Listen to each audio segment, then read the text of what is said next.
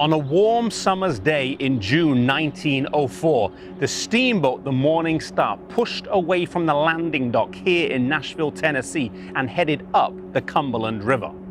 On board was a small group of explorers setting out to find land. Among them was Ellen White and her two sons, Edson and Willie White. Steering the boat was helmsman Will Palmer, and beside him was Ed Sutherland, educator, innovator, and missionary trailblazer. The group was on an expedition to find suitable land to build missionary training schools.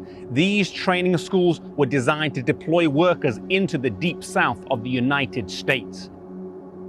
On board, Sutherland and his partner McGann had just quit their jobs at Emmanuel Missionary College in Berrien Springs, Michigan, in order to embark on this new venture.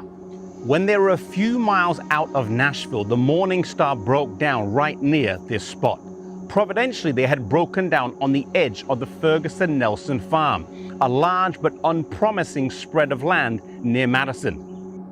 Ellen White convinced Sutherland and Palmer to go and see the land. Sutherland was reluctant.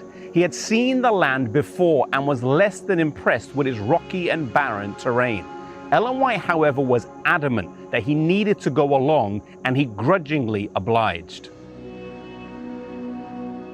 When they got to the land, Ellen White told Sutherland she had seen it in vision, and this was the land they should purchase for the training school. Sutherland's heart sank. He protested that it was far too big and far too expensive to be considered, but Ellen White remained adamant. This was the land.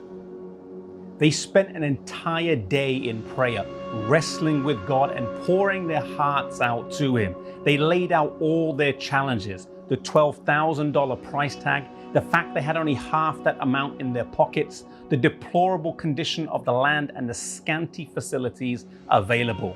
They laid it all out in prayer. They begged God for help, for courage to move forward in faith, in obedience with the divine counsel. As they prayed, they were filled with such peace, assurance, and courage that from that point forward, whenever they faced challenges, they never doubted that God had called them to this place and to this work. After some haggling and cajoling, Sutherland and McGann purchased the Ferguson Nelson property for $11,000 and took over possession in October of 1904. The school, which they named the Nashville Agricultural and Normal Institute, opened its doors to students not long after, with a cohort of just 11 students. Sutherland and McGann's unique vision for the school incorporated several different aspects, including a school, a sanitarium, and a farm. It came to be known as the Madison School and operated as a self-supporting organization and sought to train, equip, and deploy self-supporting missionaries.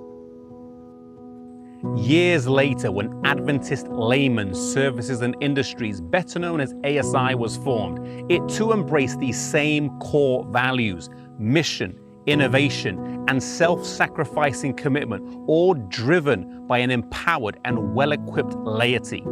At the heart of the Madison model were a few key principles: the importance of faith in God's word and sacrifice, the importance of innovation and entrepreneurship within the context of mission, and the importance of an empowered and engaged church membership readily sharing Christ in the marketplace.